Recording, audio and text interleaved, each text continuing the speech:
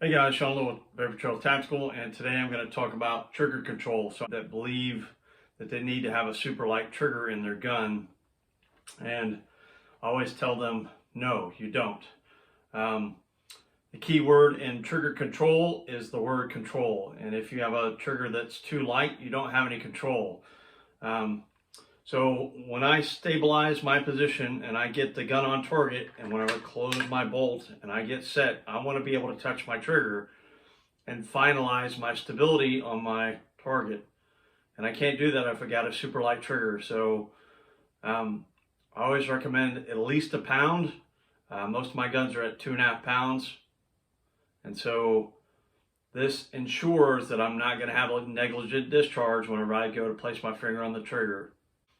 The other thing that this does for me is I want to know when the gun goes off. I want to have that very precise hold on my target. So once I get the gun stabilized and I have everything where I want it to be, I want to be able to build pressure on the trigger consistently so that I can break the shot without having any issues. Okay, so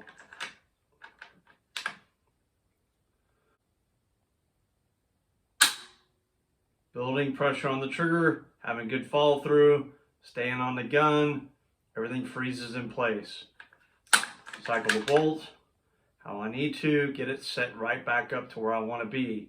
So that ability to be able to touch the trigger and build pressure on the trigger is very critical for me.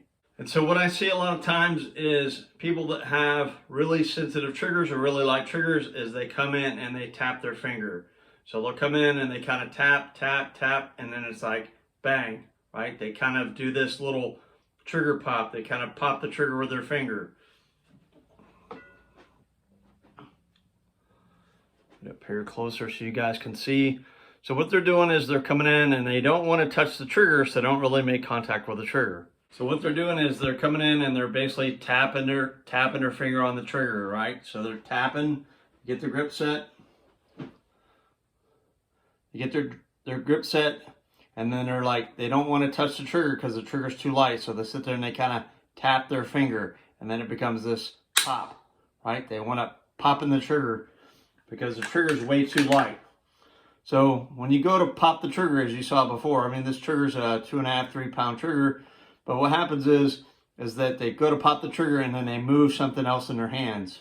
Okay, so being consistent in your grip and your trigger control is really super hard whenever you're coming in and you're like kind of lightly tapping the trigger and you're like bang, right? Trying to pop the trigger, right?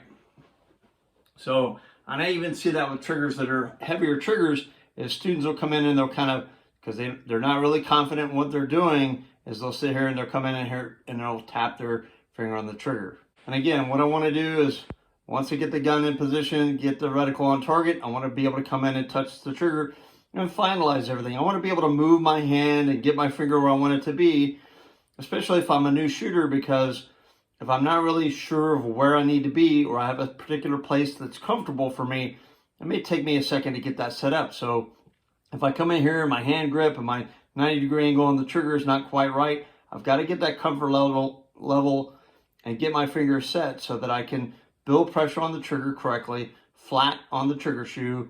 I have a 90-degree angle on the trigger, and then all I do is build pressure on the trigger until the gun goes bang. So when you set this up, I want my fingers all anchored. I'm not going to move anything. Got 90 degrees on the trigger, and all I'm doing is building pressure on the trigger until the gun goes bang.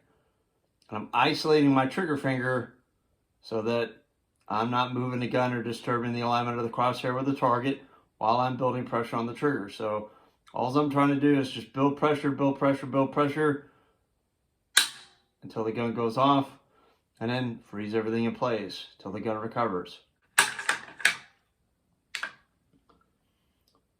Set it up, make it stable, good press, build pressure, fall through, cycle the bolt, get everything set back up.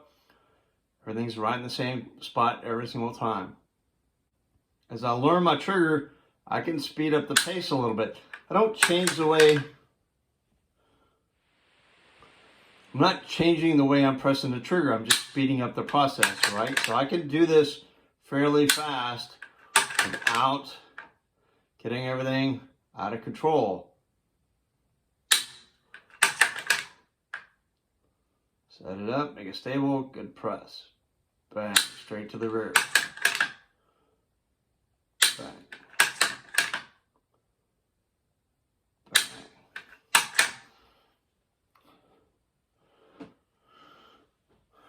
Alright, so hope that helps. Any questions, email me at sean@vaportrailtactical.com or go to the website, check that out. Instagram, YouTube, and Facebook.